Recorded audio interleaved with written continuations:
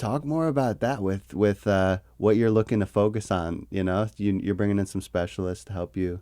So I think Nourished From Nature as a whole could really act as a facilitator, and like the hub of the network. So I'm trying to bring in a variety of people, a variety of businesses that offer services that when you put them together, they are a masterpiece. Because when you start a school garden, a lot of times, after 5 months, the garden's dead.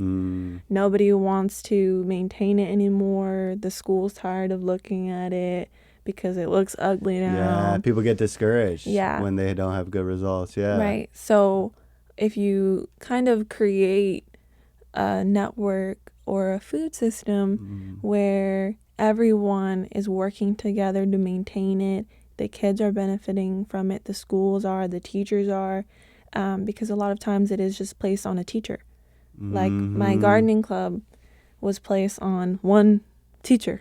Yeah. So the only way it's still working is because of that one teacher. If they hold it down. Yeah, right. if they leave, then it's done. That's right. And so the school won't support another garden if that happens.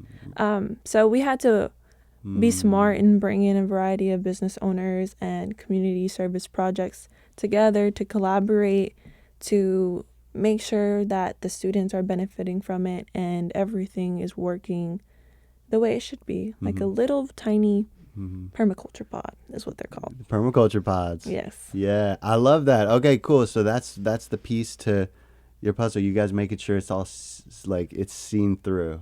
Yes, and we Yeah. connect everyone in their own respective ways because Okay. your business wouldn't move and transport compost up and down each county. I have to bring in another business that does that. Yeah. Because we want to offer compost to schools, but we can't just put that on one individual or one organization, to do all of that work. It's just a lot.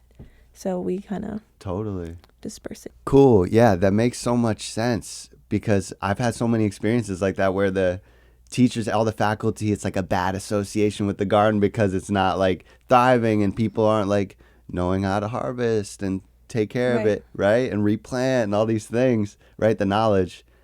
So it is so important to have those pieces in place so people have success, right? Yes, and we have to kind of think like the schools would think. So who's going to pick up all the rotten food and all the dead plants? What happens if pests get in? We have to think like them so that way we can create a plan that works for the school. Because, schools don't have money like that to be spending and then wasting on something that isn't fruitful. Agreed, So, yeah. You're smart. That's how you're supposed to think. Yep. Yeah, what does your customer want? How do they think? And your customer are schools, right? In a way, right? Mm-hmm. That's who you're helping, servicing. Right. So beautiful. Yeah, so they want it to be, right, easy and seamless and beautiful and productive and all these things that we set out to do. Let's make it happen, right? Because it can have a great association. I think about that. Yes. If it's set up right, it can go on for years and years and years. It could be it could be like the thing for the school, right? It could be like, right? So I've had that happen. Like this one of our gardens, it's like everybody loves the garden, and it wasn't just me, it's all these other people. We didn't even initially build the garden, but we're helping them this season. And the kids love it. It's like they all are in on the garden bed pulling sweet potatoes. And that's how it should be, Right. Like, this is I fun. think it comes naturally because and when we're in schools, we have to sit down at a desk, like 8 hours out of the day. But when we can go and dig in dirt and mess around and, have more fun, kids, that's naturally what we want to do. So Totally. I think it works well, yeah. Yeah, it's a huge balancer because we are just in class or on laptops and iPads and all these things. The fluorescent lights. I talk about those all the time. Those my are the worst lights. In the classrooms. Yes. Totally. Terrible. And you're like me, we're in the studio. We probably want to be outside doing these Yeah. things. We're just talking about it now.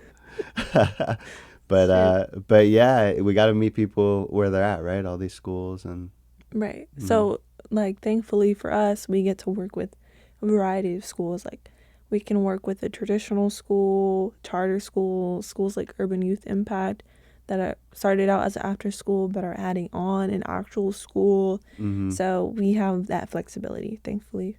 Very cool. Yeah.